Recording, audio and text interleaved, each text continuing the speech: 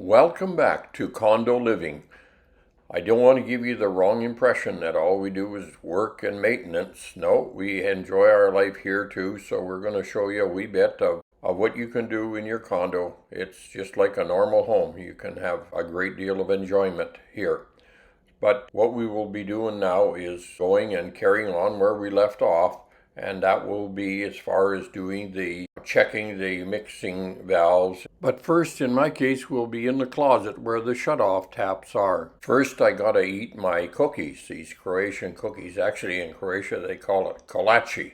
So we'll get that done, and then I'll be in the closet where the most important valves are, where you should know where they are and how to deal with them. Now, in different stratas, the shut-off valves may not all be in the same place, like we've got them in our master bedroom closet. But wherever they are, find out where they are and know how to shut them off and have access to them.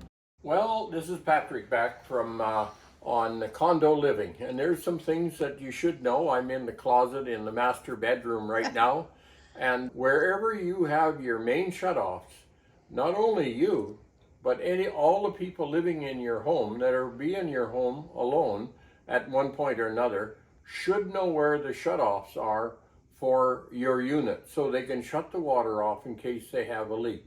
And this one, it's in the master bedroom, and we're in the closet. And the way to open a door to this, you can't just pull it off. You have to slide it this way here. See, I slid it. Now you got a hole there. See there? Now I can take and I can just move this back like that, and there it is. It's off. And the reason why, you'll see the spring on this one here. I'll get it over this way.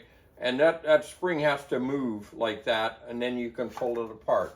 And that was the part that I was just showing you. See how that moves like that. Then you can lock it in. Okay, after we've done that, I just want to show you in here, you have two taps. One is for the cold, and this one is for the hot water.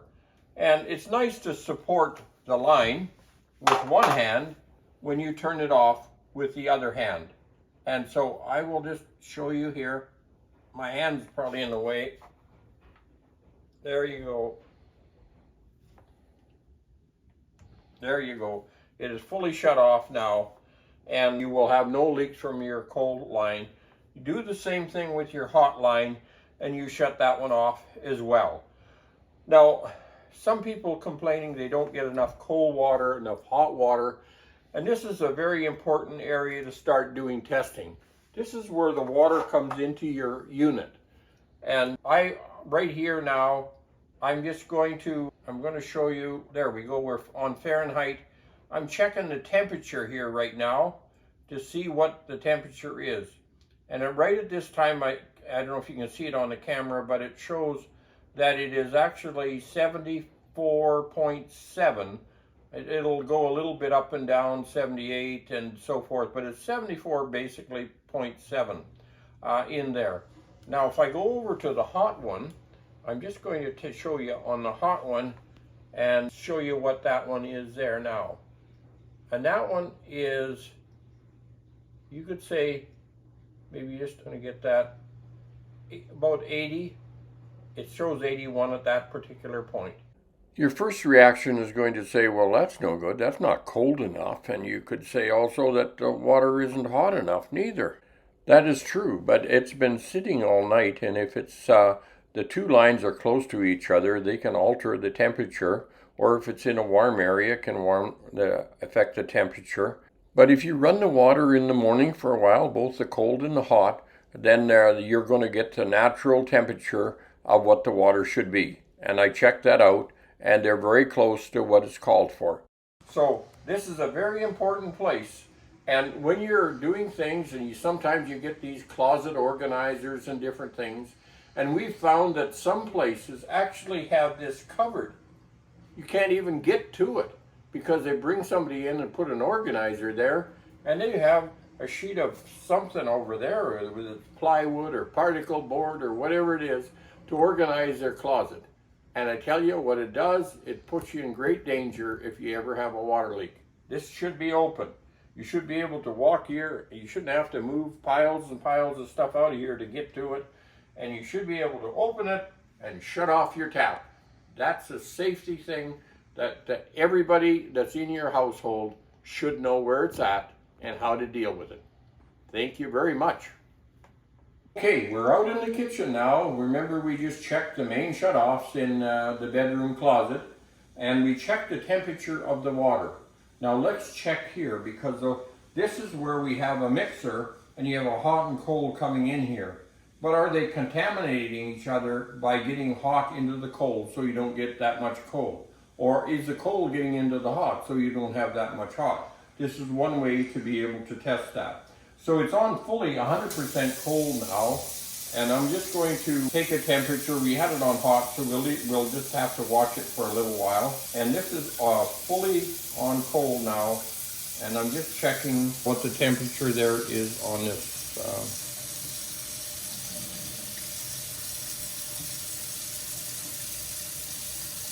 So 67, just about, or 60, it's about 60, 66, 67 is what the temperature is there. So we actually, before, the cold used to be 74. It was warmer.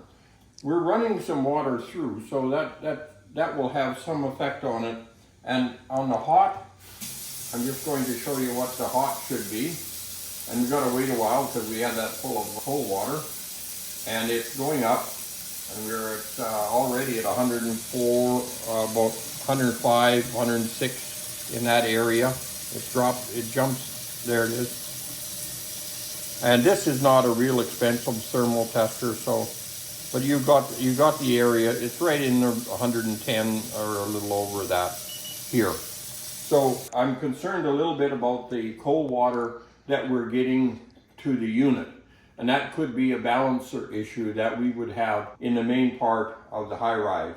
But we will have those checked as well. So, and don't forget, you got taps under here to shut things off as well. But if you need to do a test on the mixer, take a reading, a thermal reading before and one after, and see if it actually changes.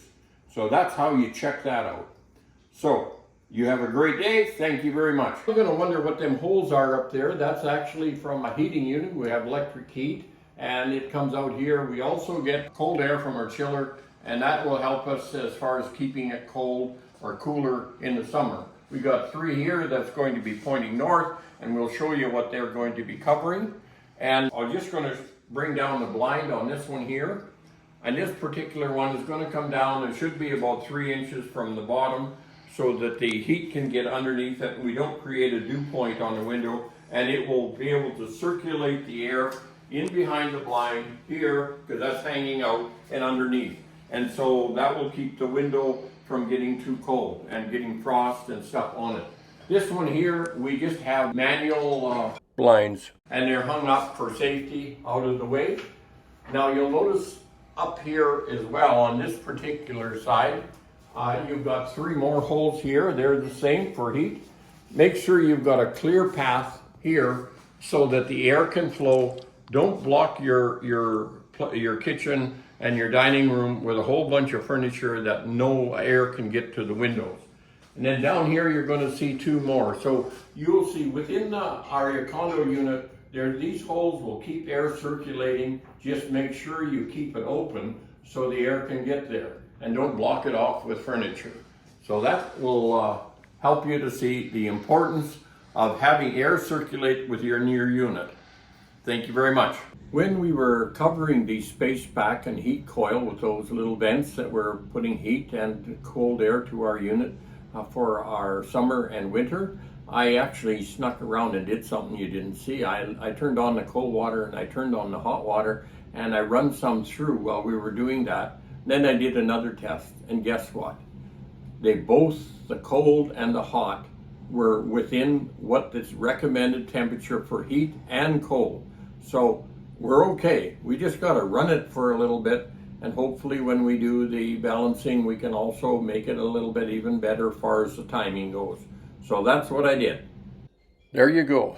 The cold water is right on target. There's nothing wrong with that for a cold temperature. Just takes a while. In the morning, the hot water isn't as hot as it should be, nor the cold as cold as it should be.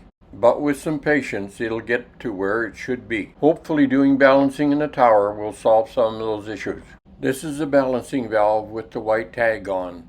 Hopefully we can find them all and check and seeing if that is an issue, and it will help us to save some time so we won't have to wait so long. We will clean the rust off of those metal pipes and insulate them so there will no longer be a dew point, and that'll prevent the rust from collecting there. We have some things to do, but we learn from it. A good set of thermal clamp gauges can cost you near $700. My infrared didn't cost me, I don't think, any more than $50. But it'll give me the temperature somewhere in the ballpark. Okay, condo living is back again, and we're going to be doing, above the stove, we're going to be doing the fan here. So I'll show you how to look after that and clean that. You've got 4 screws in here, and I'll take them out of there. Okay. Now it would be nice to be able to tell you this is a piece of cake, no problem. Well, you can take the cover off and get to the filter, but there's little spring wires there that holds it in place, and it's kind of tricky to get them back in, but just use some patience, you'll make it. I got one more to go here.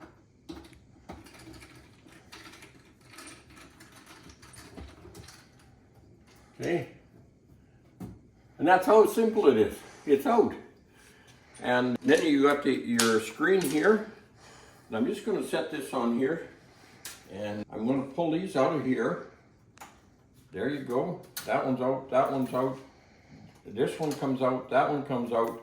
And here's your filter. So I'm going to have to turn this over to a more skilled person now to look after the cleaning of that. So I'll just set that in there, and you can bring that to an end, and I'll get you when you're doing the cleaning. How's that? Yeah, she's got things going there now and starting to look pretty shiny and clean. And we'll let it dry a little bit after, but we're going to do the cover as well, because you'll see some like oil on top of the cover that holds that up in place. So we'll get that all shined up too. So you want to make sure you do that. It's an important part of your home, not just for the cooking smells, but remember the humidity. We're going to be big on humidity, so we're going to make sure that we got our fans working well and getting the moisture out of our home. So that's really great. So we'll let that dry. Look pretty good? Okay, super. So if you keep your filter clean, look it up in there where the fan is. It's nice and shiny clean. So make sure you make a habit of keeping that clean. So I'll put those 4 screws back in, and it's all back together. Standing on a wife's chair here, and I just want to show you something. We've got our electric furnace on. It's up in the ceiling where we have a little hole for it. And I'm just going to show you. I'm going to come out here. Hopefully you can see this. See that? It comes out and just shoots right across there. If you couldn't see it, I could. Might not show well in the camera, but I can. I want to take you, and I'm getting my special photographer to come over here, and I want to show you something. You see these blinds moving? And why do you think they're moving? See that? I can see it. And the air is going right in behind the window, and they're keeping there you go, see, right under there. And the air is going in there, and the blinds are wiggling. They're doing their job. See there? And what are they doing? They're keeping the dew point away from the window. Actually, I'll be raising my blinds. They're all programmed to stop there, but I'll bring them up another 2 inches. So in the wintertime, there will be no dew points there. A dew point is like a magnet, and it brings the water right to it. So a lot of people are concerned. They see their window blinds wiggling, and they say, look at that. Look at the air that's coming in. Them terrible windows. No. That's the air that's coming from our furnace, and it's doing what it should be doing. So I just wanted to point that out to you, and thank you for watching. Well, we're going to have to bring this series to an end. It seems like there's so much information. We haven't even actually got out of our unit yet, and we've got all the common areas to do, so there's a lot to do. But we're going to bring this one to an end, but I want to ask you a question. I've been very hard on heat pumps, and I'm not talking about the ones that convert over to gas or electric when it gets cold or whatever. I'm talking about the real heat pumps that work off the way that the heat pumps should work. Now, if it gets cold and you switch it over to gas or electric, that don't count. I'm talking about real heat pumps. So if you got some good experiences that I haven't seen, I'd love to get that from you in the real cold weather or in the real hot weather. So what I would like to do now is to tell you the next series is going to be on looking after your windows. The windows are a big part of high rises today. They're very big, from lots of times from the floor to the ceiling. So you want to be able to look after them well.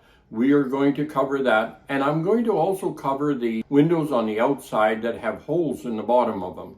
Many times the engineers that come in and see us, when we hear the word engineers, our eyes glaze over and figured, well, they're got all the right answers. Well, they don't all have the right answers. Matter of fact, they told me to plug those holes in the bottom. Don't listen to them and don't plug those holes. They're in there for a reason, because if you get any water or moisture in your window, there's a hole in the bottom, it runs right out, and you have a good, safe envelope that's going to make sure you do not have water egress into your building. So those will be things that we'll be covering. Thank you very much for watching me, and if you got anything on those heat pumps, let me know, or otherwise, I'm going to be having the same opinion I got now. They aren't very efficient. Thank you very much.